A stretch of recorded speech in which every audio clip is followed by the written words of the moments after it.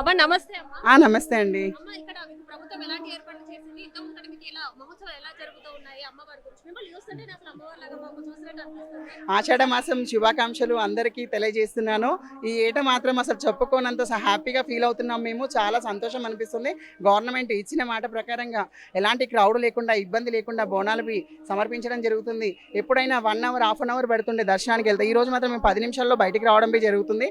చూస్తూ ఉన్నారు పబ్లిక్వి, జనాలవి. ఇలా ఈసారి మాత్రం ఎలాంటి ఇబ్బందులు లేవు. క్రౌడ్ పోలీస్ వాళ్ళతో ఇబ్బందులు లేవు. మాకు ఎలాంటి ఎవరితో ఇబ్బందులు లేవు. జనాలవి బోనం రావడంతో అందరివి పక్కకు జరిగిపోవడం జరిగింది. అమ్మవారికి చాలా ఫీల్ అవుతున్నాం, హ్యాపీగా ఫీల్ అవుతున్నాం మేమైతే.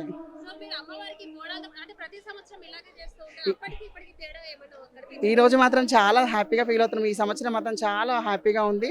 బోనం బి సమర్పించడంలో పబ్లిక్ క్రౌడ్ బి చాలా తక్కువగా, అంటే వస్తున్నారు, పబ్లిక్ లేరు అన్నట్టు కాదు, పబ్లిక్ ఉన్నారు కానీ అలా జరిగిపోతున్నారు పక్కకి. చాలా పబ్లిక్ బి సహకరించినందుకు, పోలీస్ వాళ్ళు సహకరించినందుకు చాలా హ్యాపీగా ఫీల్ అవుతున్నాం మేము.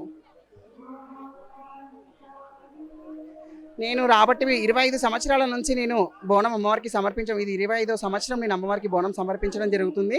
ప్రతి ఏటా ఆషాఢ మాసం మొదలైందంటే నేను వచ్చేసి బల్కంపేట తర్వాత గోల్కొండ కిలోకి వెళ్తాను. గోల్కొండ నుంచి మళ్ళీ ఉజ్జయిని మహంకాళికి వస్తాను.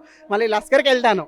ఈ సండే మాత్రం తప్పకుండా ఇంట్లో నుంచి నైవేద్యం దీక్షగా ఉండి, ఒక పొద్దుతో నుండి అమ్మవారికి బోనం తీసుకురావడం జరుగుతుంటుంది. నేను ప్రతి ఏటా తీసుకొస్తుంటాను నేను. చా భక్తులందరినీ చూస్తుంటే కూడా మనకి అంటే నెక్స్ట్ వీక్ అంటే ఈసారి చాలా బాగుందని అనిపిస్తుంది.